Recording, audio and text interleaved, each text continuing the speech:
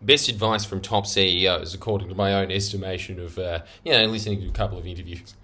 And, of course, reading a couple of business books about it. And so here is the pearl of wisdom that I got from it. You ready? You ready to be the clam that opens up? And actually, I'm going to be the clam. And you can just take it out for free. Unless you sign up to Shanks, and then you can get it for, way cheaper than what you can buy pearls for. What do these go these days for? I don't know, because I'm not a woman from the 50s that's really into Coco Chanel. So I have no idea, but I would imagine that it's probably going to be a little more than $5, and that's what you owe me at a minimum. Anyway, if you're new here, make sure that you subscribe for more completely sane responses like that, especially when asking for people to sign up. So, now, listen. Here is the first piece of advice that I think every major CEO is very good at. Now, they're always going to say all of these things of, you need to have vision, you need to have purpose, you need to inject that into the corporation, and that is all true.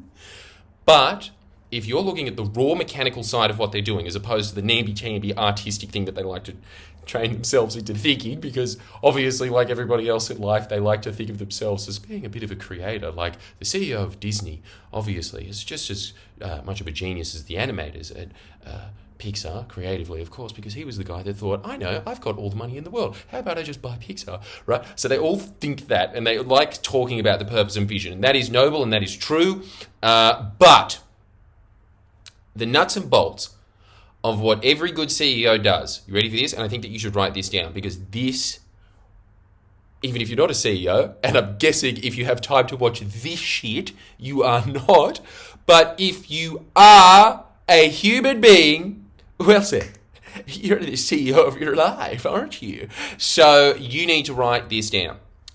Good CEOs are always looking to make their business more efficient.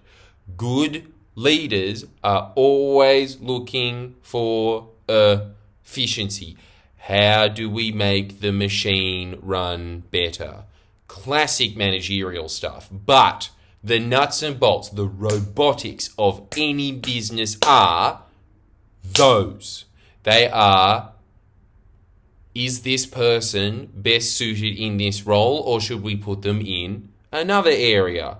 This person could be doing this person's job as well, so we'll fire them. So I think that obviously this is the other thing that really creeps me out about it, is a lot of the time when you read any of these, they've just replaced the word firing a bunch of people with efficiency. And that is one way that CEOs attain efficiency, but I would like to focus on the more upbeat ones, because this is supposed to be the upbeat channel. So instead of going down that dark alleyway, we've taken the shrooms, we're seeing reality for what it is, let's just go on to the positive part where all the trees are talking to you, right? The other way of looking at efficiency is that efficiency is about how to maximize the product with minimum input. Maximizing output with minimum input. See, this is the thing that always happens with a lot of businesses when they fail. A major reason that most businesses fail is because there's just too many people doing too little. Really what you should be looking for, obviously, this is just raw basics of it, right, is you should be looking for people that are talented enough to obviously produce more. Yeah? This is all sensible stuff. But putting it under this nice context of you should be doing everything you can to think about efficiency is a really good way of looking at life. Because if you look at your day-to-day life, if you wrote down a list of the things that you did today, you would be baffled at how many of those things were grossly inefficient. Let's just pluck one out of the air that we never talk about on Shanks. I don't know. Looking at your phone! When you look at your phone, what is that? A complete waste of time. This is a great quote that I heard the other day, and I can't remember who it's from, so I'm just going to credit to myself, because obviously I earned it. I'm speaking it right now. Everything in life is a trade-off for the time that you put into it. And your question in life is, was that worth it? Like everything in life, you're always looking for those big prizes. Now, you're obviously going to have to put a lot of time into attaining those big prizes. And I mean a lot of time. That 10,000 hours rule. A lot of people are just going to come back and say, shut the fuck up. Shut the fuck up, especially because you just mumbled it and didn't say anything at all.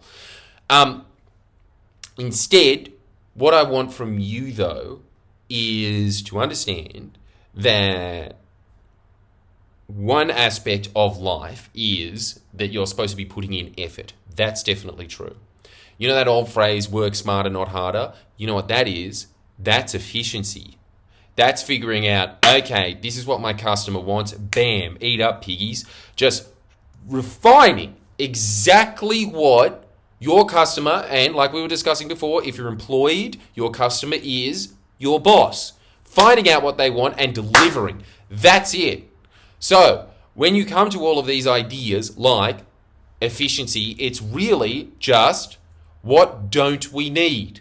What can we strip back? You know, I was listening to a podcast about Hamish and Andy, and I know that everybody on the internet's snarky about Hamish and Andy these days. Just, guys, they're better than you.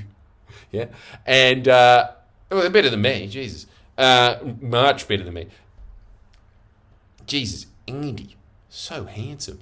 But the thing that they were talking about when they started their radio show, which I think really resonated with, obviously, me, and this is just an endless process on Friendly Geordies, which is cutting what doesn't work. Now, I am nowhere near the best in the world at this. I'm terrible at it because I am not a manager, and managers become good CEOs because when you get to that level and you're doing so much, yes, I suppose there is a bit of vision. That's probably true. But really, the nuts and the bolts of the job is constantly looking at budgets and just being like, fire him and him and him. So, yes, those are the people that are always good at just streamlining things and just thinking about what don't we need. That's most of what efficiency is, just stripping something back to its most simple form. And that is what gets, if you're good at that, you are going to be a top-notch manager, and you probably will rise up the ranks to the very top of it if you are very good at just being like, okay, this is the product. How do we get to the absolute minimum of what it requires to get more of that product out? And the people that are very good at this are just always noticing that, like, oh, hey, okay, so this person takes them 20 minutes to do that. This person, it takes them 15 minutes to do it. Okay, so what's the difference between those 5 minutes? Can you teach him? That's what we're talking about when we discuss efficiency. So when we go back to your life, you looking at your phone, completely inefficient. And this is, I think, a really good way of looking at all of these things, because as soon as you start thinking, is this... I don't know what way of saying it is, like, is this a good use of time? Yes. But is it efficient? I think efficient has a really good ring to it. It's a word that really feels like you're professional and in control. And even just that idea in your head starts to create this image that you have of yourself of being professional and in control. So if you are using the phrase efficiency a lot throughout your day, right?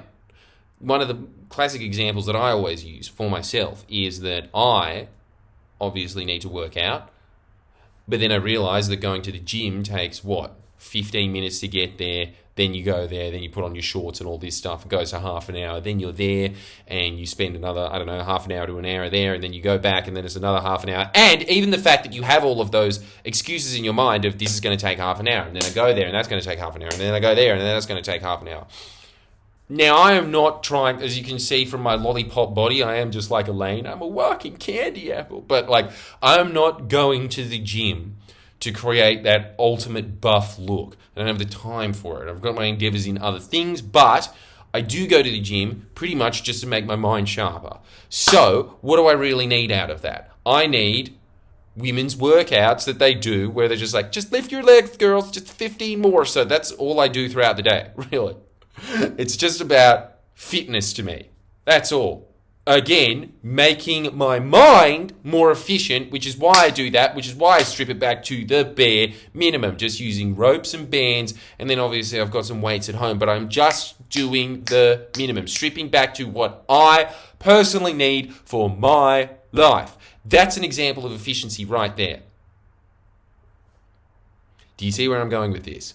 This is your homework. This is your homework. You're not going to like it.